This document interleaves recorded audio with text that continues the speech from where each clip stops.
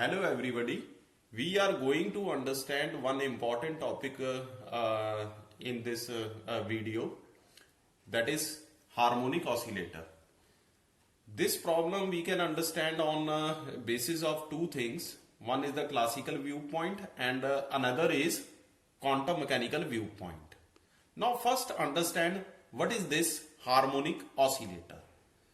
Harmonic oscillator can be defined in a simple way: a system in which force is directly proportional to its displacement from equilibrium position and it acts opposite to its direction. It is simply called harmonic oscillator. So harmonic oscillator is what? In which the force is basically directly proportional to the displacement and it acts in opposite direction. So mathematically, if x is displacement, then F is directly proportional to what?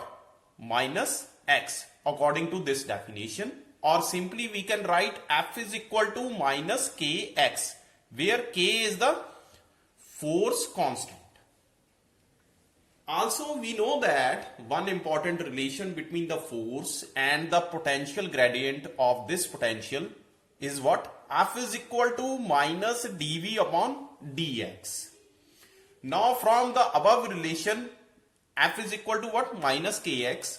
So we put here minus kx is equal to minus dV by dx. Or simply we can write dV is equal to kx dx, because negative sign cancel with each other.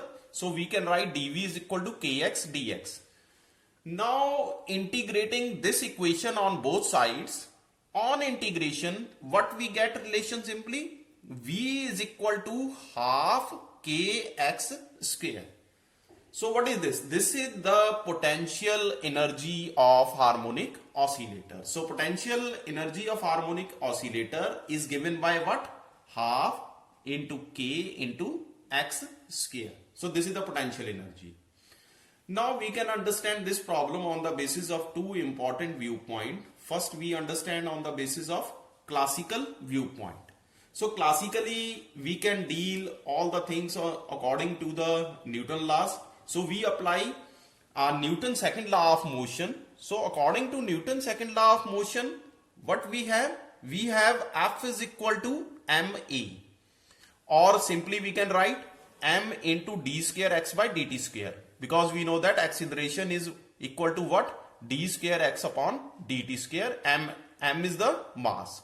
So also we know that F is equal to what? It is equal to minus kx. So simply we can write is equal to minus kx.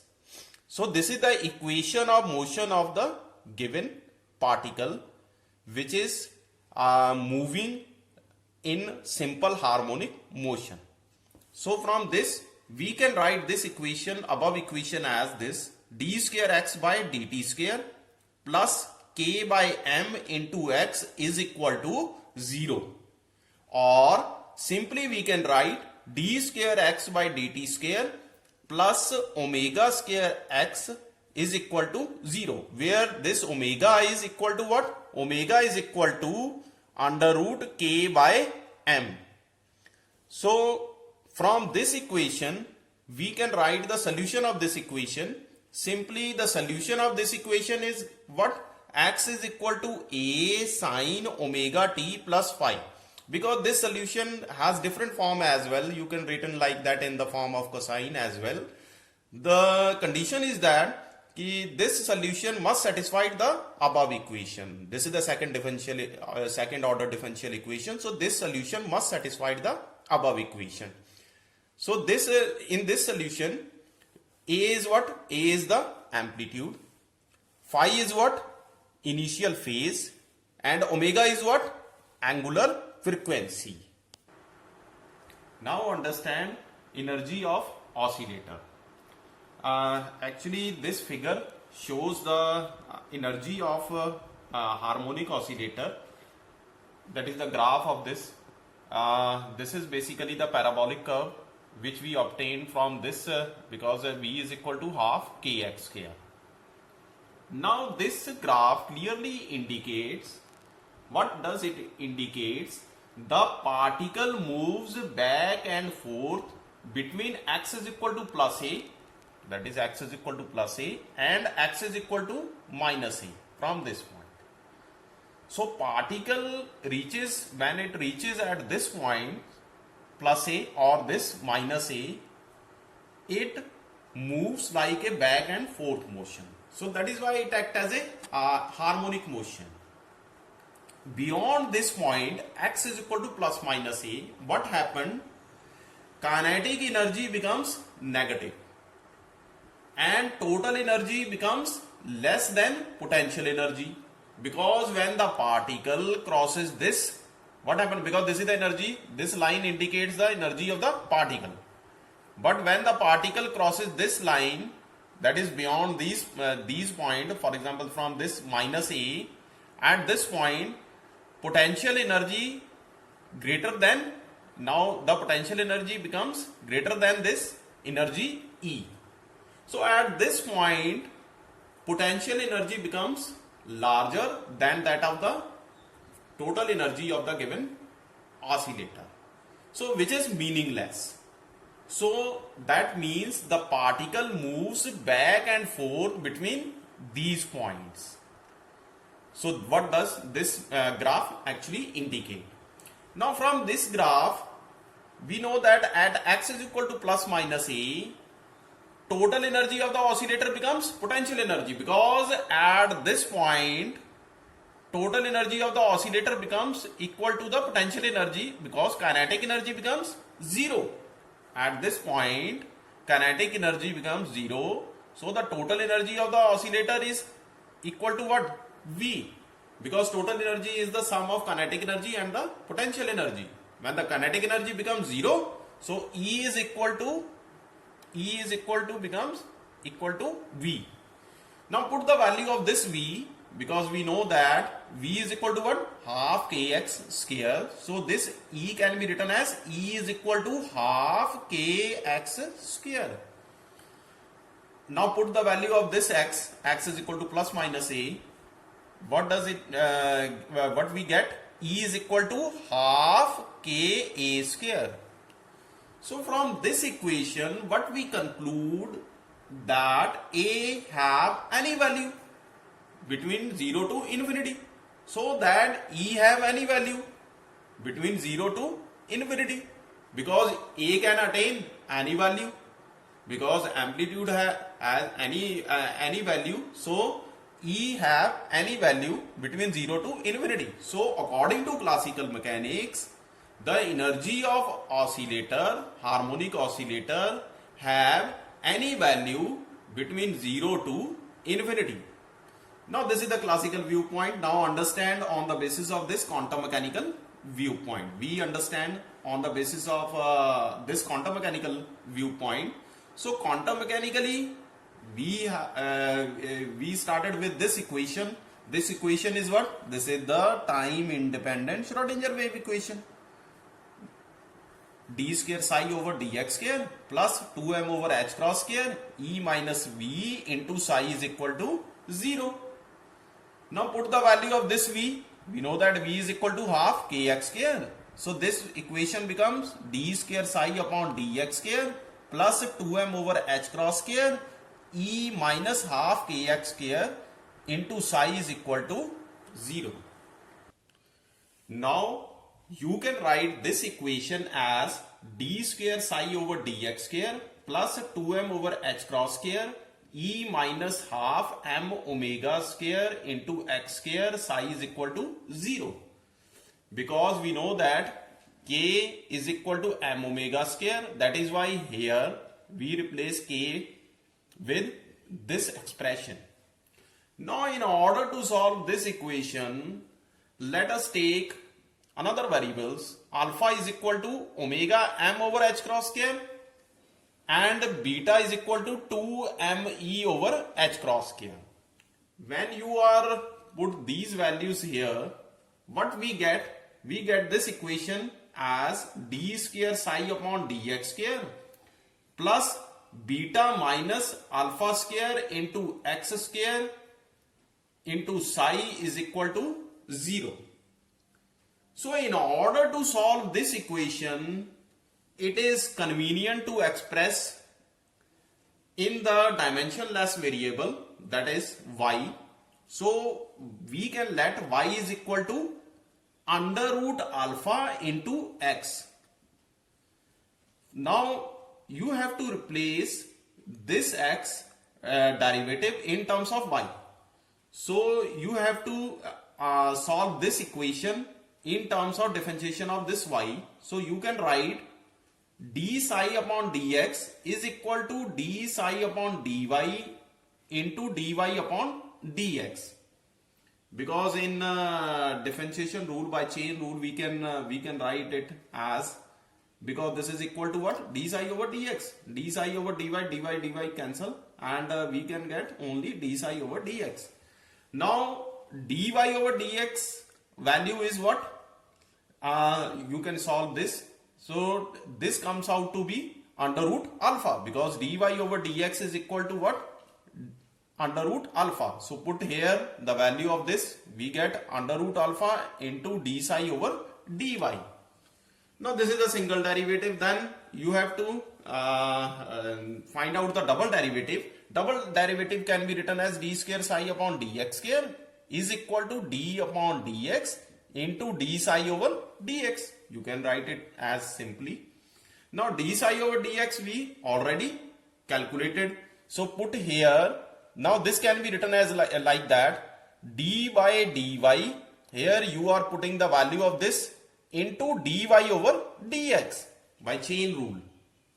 So you can get from the above is equal to what, alpha into d square psi over dy square. Now replace the this x derivative in terms of, because you know that here we have a differentiation in terms of x with respect to this x. Now put these values in terms of y. What we get, the above equation reduces to what, alpha into d square psi upon dy square plus bracket beta minus alpha square y square over alpha bracket close into psi is equal to 0. Now this equation can be written as d square psi upon dy square plus beta over alpha minus y square into psi is equal to 0. Now in order to solve this equation, what we consider? We consider the form of psi y for very large values, that is values of y, and the solution is called asymptotic solution. Now in this asymptotic solution, what we have, we consider that y tends to infinity. Infinity means that y attains very large values. Under this situation, what happens? This equation reduces to this, d square psi over dy square minus y square into psi is equal to 0. Because we neglect this beta over alpha in comparison to this y, because this y has very large values. So we can neglect this beta over alpha. Now the solution of this equation is simply written like that, y is equal to exponential raised to the power minus y square upon 2, where y tends to infinity. Infinity means very large values. So this is the solution of this equation which satisfied the above equation. Now it is common trick in treatment of differential equation. We try a solution which is asymptotic solution times the another arbitrary function. So we can try this. So what we can write? We can write the wave function as psi is equal to a into exponential raised to the power minus y square upon 2 into hy, where this hy is any arbitrary function, and this is the solution what we get from the asymptotic solution, and the wave function can be written as asymptotic solution times that of this hy, where a is constant. Now hy is to be determined. This hy is maybe sometime it is like that of the Hermite polynomial or any arbitrary function. So this is considered to be Hermite polynomial. This hy is to be determined. This solution is valid for any value of y. Now in order to determine hy from this wave function which we let previously, psi is equal to a exponential raised to the power minus y square by 2 into hy. First we calculate d psi upon dy from this wave function. When we differentiate this wave function with respect to y, what we get? Actually, we can apply the differentiation formula of product formula on this two function. This is the first function, this is the second function, and we know that the formula that first function then into हो जाएगा differentiation of second function, then plus हो जाएगा differentiation of second function and the first function. Now calculate the differentiation of this. A d psi upon dy is equal to what? We have minus a into y exponential raised to the power minus y square by 2 into h. Here we are applying the differentiation on this function exponential raised to the power minus y square by 2. So from this we can write this minus a y exponential raised to the power minus y square by 2 into h, plus similarly now apply on this, what we get? A into exponential raised to the power minus y square by 2 into dh by dy. Now again differentiate this function, this differentiation, you can get the double derivative of this. Here now you have three functions. First is y, second is this, and third is this. Now by applying the differentiation, you get this expression. So what we get? Minus a into exponential raised to the power minus y square by 2 into h, plus a y square into exponential raised to the power minus y square by 2 into h, minus a y exponential raised to the power minus y square by 2 into dh by dy, minus a y into exponential raised to the power minus y square by 2 into dh by y, plus a exponential raised to the power minus y square by 2 into d square h by dy square. So what we get from the above expression, this is the double derivative. Now in order to simplify this double derivative, what we do, we can take the common this factor a exponential raised to the power minus y square by 2, and what we can write in the bracket minus h plus y square h minus 2y dh by dy plus d square h by dy square. Now substitute this value, double derivative value, in the above equation, that is in the equation this d square psi upon dy square plus beta over alpha minus y square into psi is equal to 0. Here we put the value of this d square psi upon dy square from this. So what we can write the equation as this: a into exponential raised to the power minus y square by 2 minus h plus y square h minus 2y dh by dy plus d square h by dy square, bracket close, plus beta over alpha minus y square into a exponential raised to the power minus y square 2 into h is equal to 0. So this is the equation. Now on simplification, the previous equation, what we get? We get d square h upon dy square minus 2y dh upon dy plus beta over alpha minus 1 into h is equal to 0. This is the differential equation in terms of h. Now the solution of this equation depends upon the value of beta over alpha. The solution of this equation depends upon what value? Beta over alpha.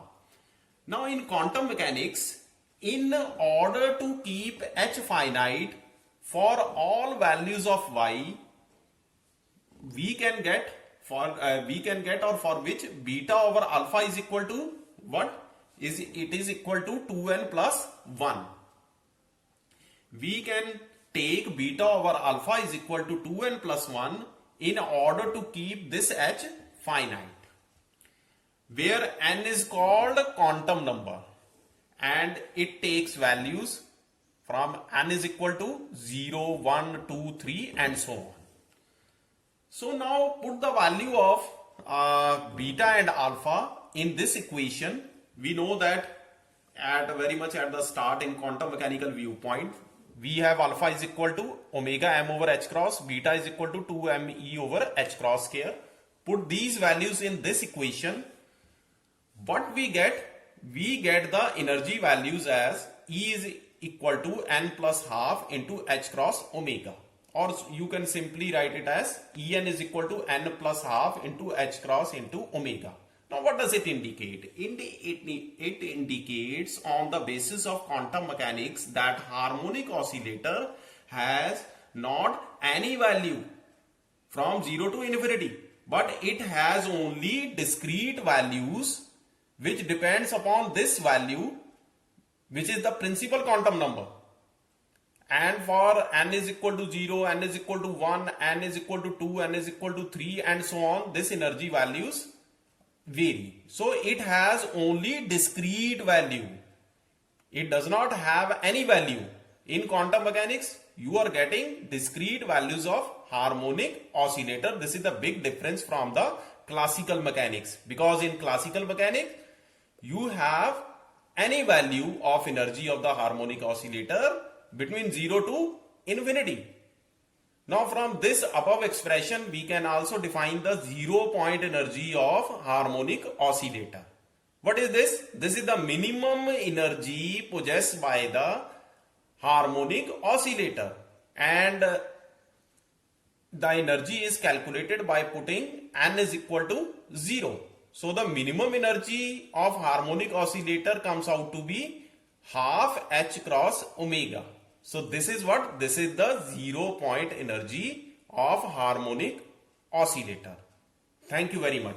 Please subscribe this channel.